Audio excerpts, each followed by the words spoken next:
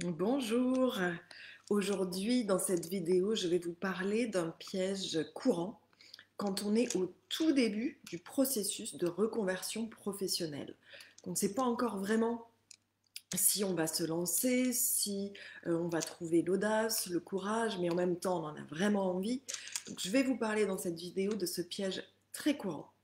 Mais avant ça, j'espère que ce début d'année vous convient, se passe bien. On est encore dans les premiers jours, dans les premières semaines du mois de janvier. Et c'est un temps que moi j'aime beaucoup parce que c'est un temps, ce passage à la nouvelle année, où je me dis que la page blanche revient, la page blanche qui est l'année à venir, et que je vais pouvoir écrire l'histoire que j'ai envie de raconter sur cette page blanche. En d'autres mots, à chaque début d'année, eh bien, je m'imagine comme si j'avais envie de dessiner ma carrière, de dessiner mon business, et je me demande vraiment de quoi j'ai envie, qu'est-ce que j'ai envie de voir arriver dans ma vie professionnelle, dans ma vie personnelle. Et je suis remplie de cette énergie de tout est possible, de manifestation.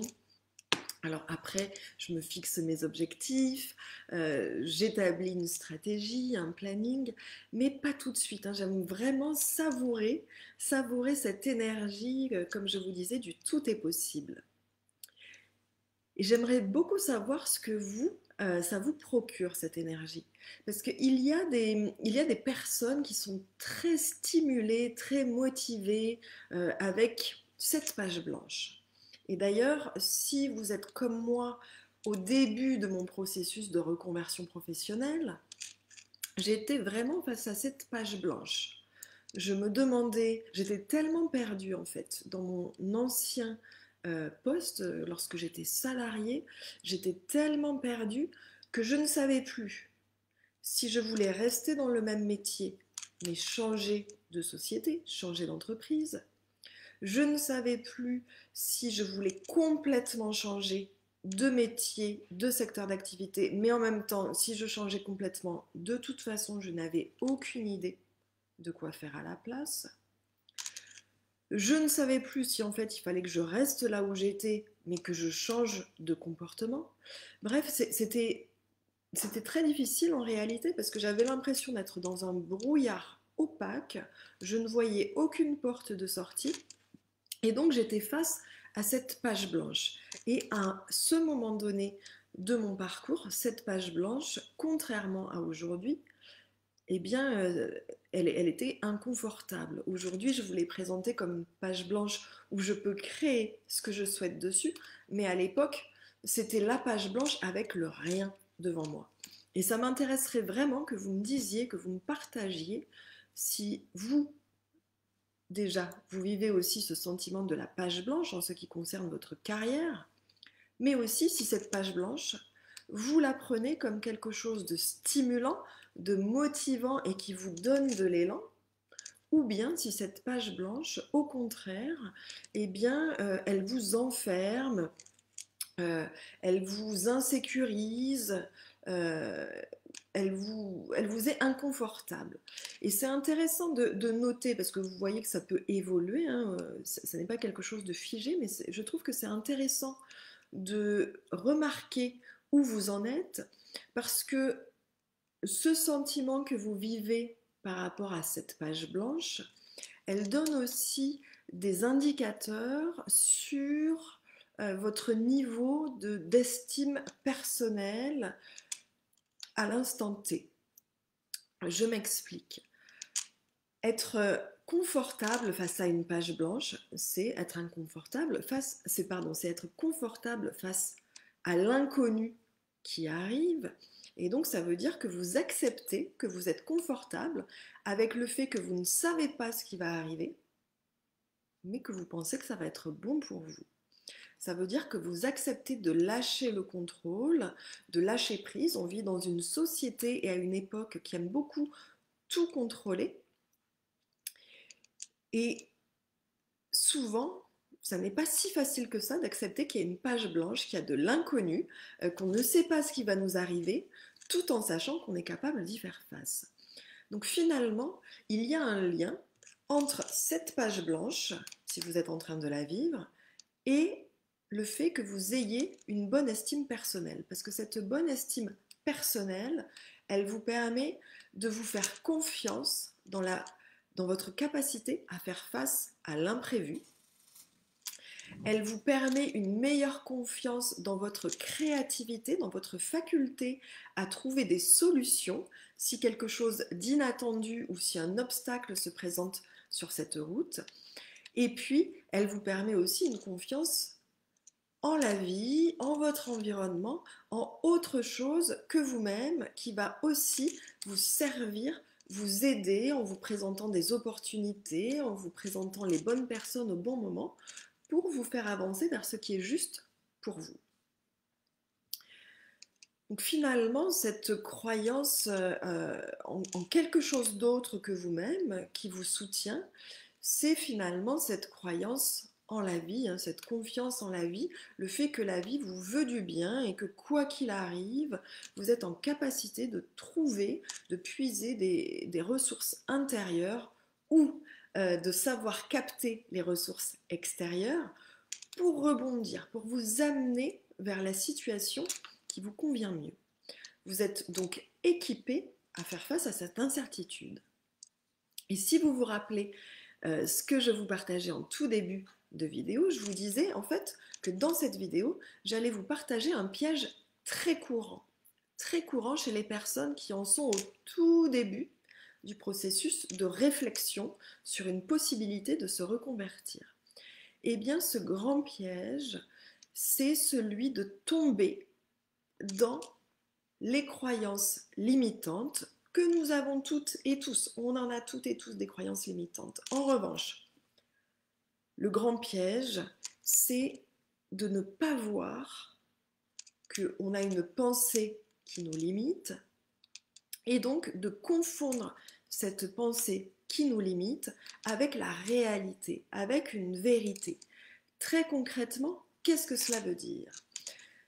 Cela veut dire que par exemple, vous pouvez être dans une situation, en ce moment précis, où vous voyez bien que quelque chose ne convient plus dans votre poste. Vous voyez bien que ça fait un moment et que malgré cette période de temps assez longue qui est passée, vous n'avez toujours pas changé, vous n'avez toujours pas trouvé la ressource pour y arriver, vous avez fait le constat que cette situation n'est plus la bonne pour vous, votre supérieur hiérarchique ou vos collègues n'ont pas changé non plus, et malgré ce constat, malgré votre raisonnement qui vous amène à la conclusion qu'il faut changer quelque chose, vous ne l'avez pas fait. Si c'est votre cas, il est fort possible qu'il y ait un frein intérieur, peut-être de l'ordre d'une croyance, qui vous empêche de passer à l'action, qui vous empêche de changer concrètement. Et ce grand piège, ça pourrait être par exemple d'avoir une pensée qui vous dit « à mon âge, c'est trop tard pour me reconvertir ». Ou à l'inverse, « je suis trop jeune pour me reconvertir ». Par exemple également, « dans mon secteur, c'est bouché, il ne vaut mieux pas que je change ». Ou bien « je n'ai pas les compétences, je n'ai pas les diplômes, je ne pourrai pas réussir ma reconversion ». Toutes ces pensées, si vous ne les avez pas étudiées, décortiquées et validées sur le terrain, en fait, ça n'est pas la réalité. Ce sont simplement des pensées qui vous limitent, qui vous indiquent que quelque chose n'est pas possible ou que vous n'avez pas les capacités et les compétences pour faire ce que vous avez envie de faire et qui vous maintient dans une réalité de manque, de frustration. Et c'est très courant. En revanche, c'est un grand piège parce que ça n'est pas la réalité. Énormément de personnes qui se sont reconverties partageaient la plupart de ces croyances. Et pourtant, elles ont déjoué cette croyance, elles ont déjoué ce que disait cette pensée et elles ont réussi à construire une réalité malgré le fait que peut-être elles étaient trop jeunes pour se reconvertir ou qu'elles étaient plus âgées pour se reconvertir ou qu'elles n'avaient pas les diplômes. Ça ça n'a pas forcément été facile, ça ne s'est pas forcément fait d'un coup de baguette magique ou d'un claquement de doigts. Néanmoins, elles y sont arrivées, elles ont trouvé de la ressource et elles ont réussi leur reconversion. Et j'aimerais beaucoup savoir si vous aussi, à votre stade de parcours où vous en êtes aujourd'hui, est-ce que vous êtes enfermé dans ce schéma qui vous paralyse, hein, qui vous empêche de passer à l'action pour trouver une situation plus conforme? Eh bien, si c'est le cas, j'ai envie de vous dire que ça n'est pas grave, mais surtout, il ne faut pas vous accrocher là-dessus parce que vous avez vraiment la possibilité de changer. Il y avait une phrase qui était attribuée au Bouddha qui disait « Nous sommes ce que nous pensons, et avec nos pensées, nous bâtissons le monde ». Eh bien, c'est cela que ça dit. Nous sommes ce que nous pensons. Avec nos pensées, nous bâtissons notre monde. Donc, qu'il s'agisse de la vie personnelle ou de votre vie professionnelle, eh bien, cela indique la puissance, la suprématie de l'état d'esprit pour construire sa vie. Et en termes d'évolution de carrière, c'est la même chose. Que vous souhaitiez prendre plus de responsabilités, changer de service, demander une augmentation, vous reconvertir, en réalité, c'est votre état d'esprit qui va faire la différence face à des circonstances extérieures. Et c'est cela qu'on appelle les croyances limitantes. Ce sont des schémas de pensée que l'on considère comme vrais. En revanche, ils ne sont pas basés sur des faits, ils ne sont pas basés sur la réalité. Ça peut être quelque chose que vous avez entendu et vous vous dites que c'est vrai, mais ça n'a rien de vérifié, validé sur le terrain ou statistiquement. Et comme ces pensées conditionnent vos émotions et conditionnent vos actions, vos attitudes et vos comportements, eh bien ces pensées influent sur ce que vous allez obtenir de la vie. Et donc le problème arrive, si c'est votre cas actuellement, lorsque ces croyances deviennent limitantes et jouent le rôle de bride, de frein qui vous empêche d'évoluer. Donc j'aimerais savoir si vous vous reconnaissez dans cette description. Est-ce que vous aussi, vous avez des sortes de phrases types, de pensées qui reviennent en boucle dans votre tête et qui ne vous donnent pas le choix et bloquent tout processus d'évolution? Si c'est le cas, ça va être important, maintenant que vous en êtes au tout début de votre processus de réflexion, hein, vous n'avez peut-être pas choisi si vous allez vraiment vous reconvertir, vous n'avez peut-être même pas encore l'idée, vous ne savez même pas si vous voulez vous faire accompagner. En revanche, ce qui est important à ce stade, eh bien, c'est de commencer à ramollir cette croyance, la remettre en question, pour ensuite pouvoir la déconstruire afin que vous soyez complètement libre de vos décisions, libre de vos actions et que vous puissiez avancer dans votre vie et dans vos projets avec le moins de barrières possible. Évidemment, vous avez la capacité et le pouvoir de les ramollir, ces croyances. C'est un processus qui demande de la détermination, de la décision, de l'engagement, mais c'est tout à fait possible. Et ce qui serait même idéal, ce serait pour vous aider dans votre évolution professionnelle de remplacer ces croyances limitantes par des croyances aidantes. Parce que c'est à ce type de croyances que vous pourrez vous accrocher pour atteindre votre objectif puisqu'elles vont vous soutenir, elles vont vous aider. Et d'ailleurs, à ce propos, si vous êtes vraiment à ce stade de tout début de réflexion, que vous vous demandez peut-être même par quoi commencer, c'est encore assez flou, je ne sais pas vraiment si je veux changer ou pas, je ne sais pas si je veux me faire accompagner. Si vous êtes dans cette situation en ce moment, eh bien, ça pourrait être une opportunité intéressante pour vous de participer à l'atelier Premier pas vers ma reconversion professionnelle que j'organise la semaine prochaine, jeudi après-midi. Et évidemment, durant cet atelier, nous allons vous parler plus précisément du mécanisme des croyances et vous proposer un exercice en direct pour ramollir, pour identifier la croyance qui vous limite et commencer à la ramollir. Cet atelier que j'organise la semaine prochaine et que je co-anime avec Claire, qui est coach en reconversion de l'équipe Dessine-moi une carrière. C'est un atelier à la fois théorique et pratique. En très petit comité, vous serez moins qu'une dizaine de personnes et à un tarif vraiment accessible. On y partage du contenu informatif utile pour continuer votre réflexion et votre cheminement.